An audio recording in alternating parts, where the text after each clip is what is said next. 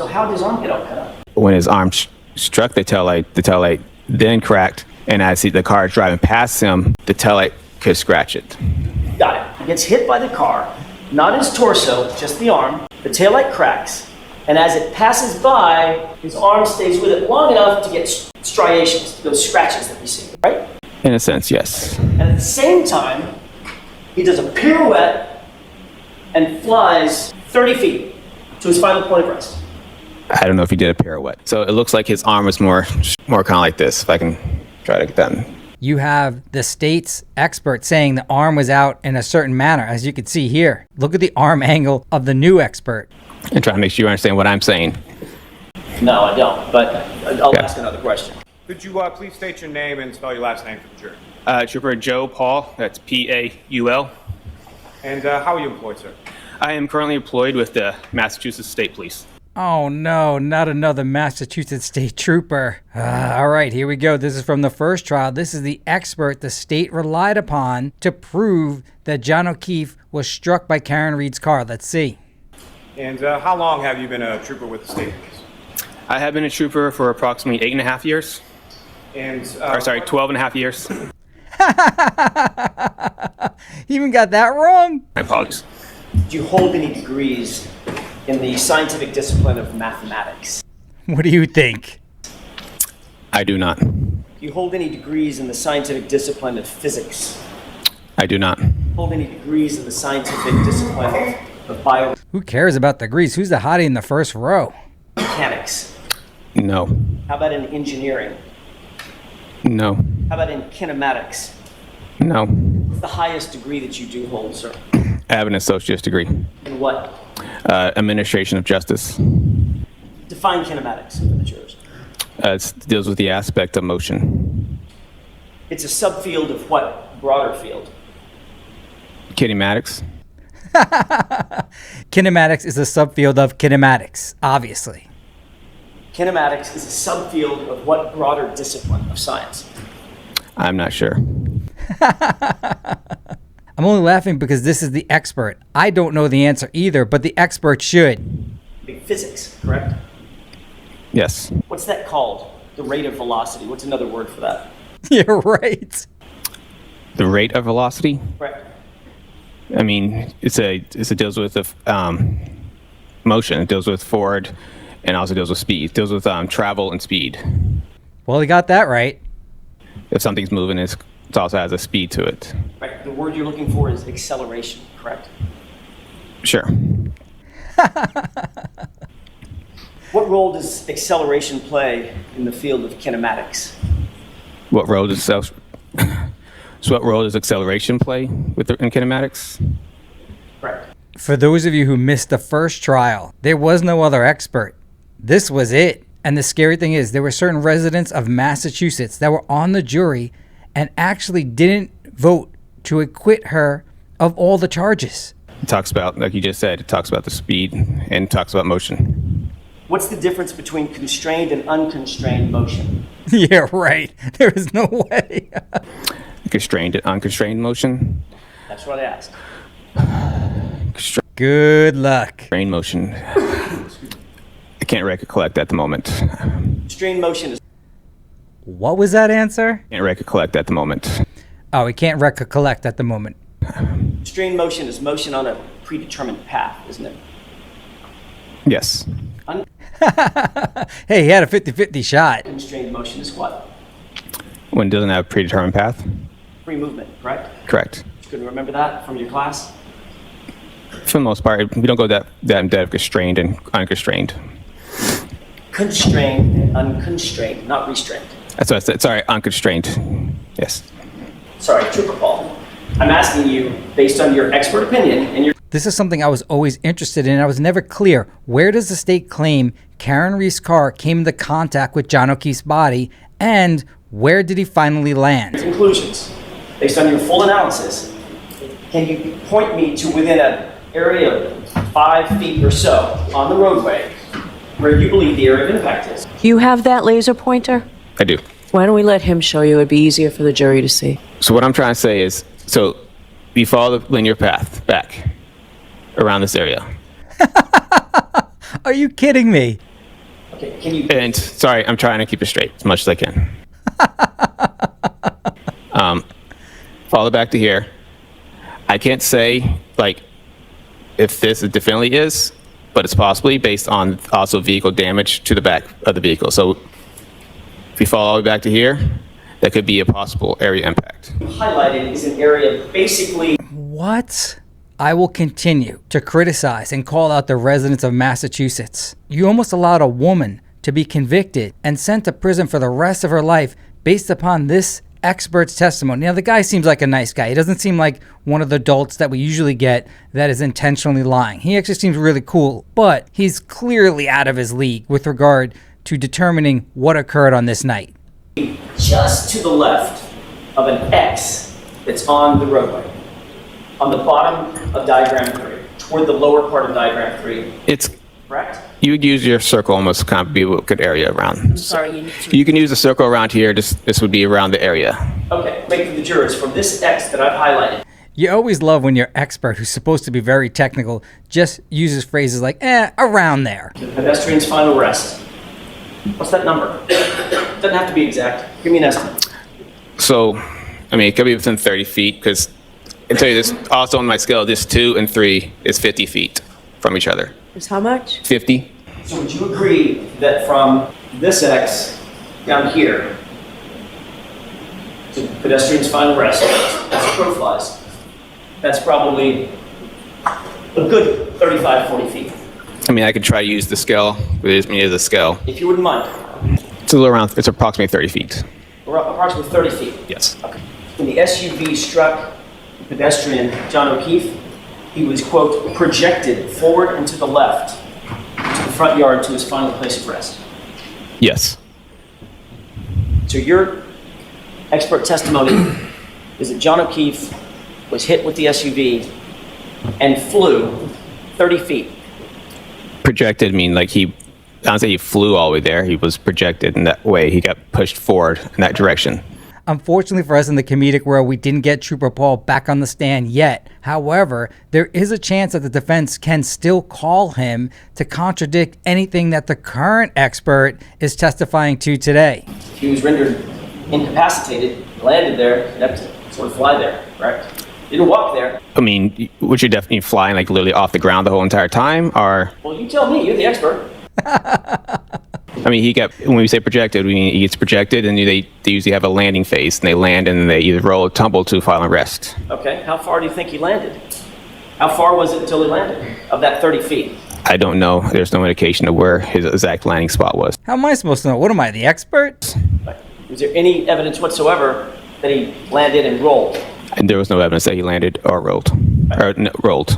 According to you, the evidence that you have in front of you is that you get hit, fly 30 feet, land where he ended up at his final rest, right? Objection. Sustained, ask it differently. Based on your expert opinion, you believe that he was projected through the air to his final rest place. That's not what I was saying. But you said there's no evidence that he rolled. And there's no evidence that he flew through the air either. Exactly. You said on Friday that in your experience, people tend to lose objects that are not strapped to them. Is that right? Yes. In other words, get hit by something, car, truck, bus, whatever, train, and if you have something in your hand, boom. You can imagine the anxiety in this poor woman. She's facing life in prison, and her very own state is utilizing Trooper Paul as the expert to conclusively prove that she struck John O'Keefe with her car. It's a sad day for the residents of Massachusetts. Very sad. You lose it, you drop it, if it's not strapped to you, correct? Correct. How do you suppose that Mr. O'Keefe, in your opinion, held on to that glass cup that was found right next to him? There's evidence that allegedly next to John O'Keefe's body was a glass cup, and underneath him was a cell phone. Over the course of 30 feet being projected. I don't know. I mean, it just could have been with him the whole way. Now, we know the Irish love their drinks, but if you get hit with a vehicle so hard that you're projected 30 feet in the air, are you still able to hold on to that cup? Maybe. I know my Irishmen love those drinks. I don't know. I wasn't there, so I don't know how the glass stayed with his body. You love when your expert gives an answer like he wasn't there. Obviously, he wasn't there. The very reason why we're wasting time with him is because he's supposed to tell us as the expert what occurred because no one was there besides the people that were involved. And went with him to the final rest. It's just common sense. You have to believe that if it was in his hand, he held on to it the entire time it was being projected 30 feet. Correct? It's possibly, it could have been in his hand, it could have been tucked next to his clothing, could, you know, Did you say tucked in? I mean, like, could have been next to his body. So when he projected, maybe the glass was with his body as it was also flying. So there's a number of reasons why the glass, because it also got projected with the body Well, while he was holding it. I thought you said on Friday, and you just agreed with me, that people drop things when they're hit. Yes, body not everything it tends to fly off. I mean, some stuff flies off, some stuff will stay on. I see. It's not uncommon to find a piece of clothing and stuff, you know, that you find at the scene. Decent clothing. Like clothing, like shoes, I mean, it's like shoes and stuff like that to come off the body during a pedestrian crash. Well, that's not what I asked. I know, I'm just saying, you asked me, you said what I'm just responding to what you said. Massachusetts, what are you doing? You should be so embarrassed that your state is allowing this to occur. And trying to make sure you understand what I'm saying. No, I don't, but I'll Okay. ask another question. How about his cell phone? Cell phone, yeah, it depends. Depends on where it is. Well, it was under his body. Okay.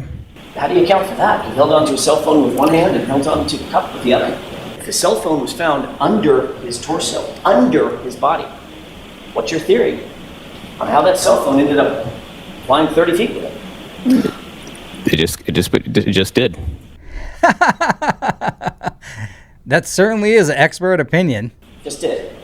And somehow, as he landed, tucked that cell phone underneath his body so he landed on top of it. It just did. That's the evidence at the scene. I didn't put the evidence there. So Well, you didn't.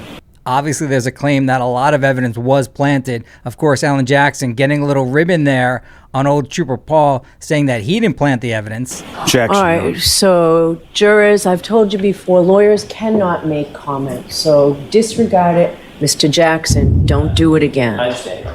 So in You one- understand, but don't do it. Your answer's always, I understand. Don't do it. Ooh, Alan getting scolded by Auntie Bev. I don't know, I think Auntie Bev's cute when she's mad. Let me ask you this. Based on your reconstruction, nearly 2-year investigation, exactly how was that taillight shattered? Explain it to us. how does the taillight? What do you mean? It gets so the taillight in this case Lest you think there was another expert in the first trial, there wasn't. This was it. was shattered when it was struck John O'Keefe's arm. Exactly what part of his arm? Based on what I saw for his injuries, was from the upper part of his arm down. Was his arm out? And it just struck the arm like a hinge? Was it in front of him? You did the reconstruction? It looked, Here's exactly how his body was positioned when he was struck by that. so it looks like his arm was more kind of like this. If I can try to get that. You're indicating out by his side, correct? Yes. All right. And the taillight would have struck his arm, right? Yes. Not his torso. Yes. Okay. This is expert testimony from trial 2 that just occurred yesterday. This is the new expert. For some reason, they didn't call Trooper Paul back to be the only expert. In fact, he didn't testify at all. Let's see what our new expert has to say about what actually occurred. I said, okay, that was me walking into the car.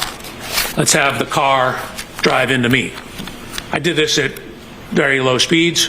That's me showing I'm doing. Check this out. In the first trial, under oath, you have the state's expert saying the arm was out in a certain manner, as you can see here. Look at the arm angle of the new expert. If you're the defense, you can call Trooper Paul to testify exactly how he claims this happened and use that to counter the expert in today's testimony. Test 2. This is from a camera that we have pointing down at it. This is the speed. You'll see it's only about a 2-mile-an-hour impact. But even a 2-mile-an-hour impact redirects me back and causes me to rotate and take a step. Yes.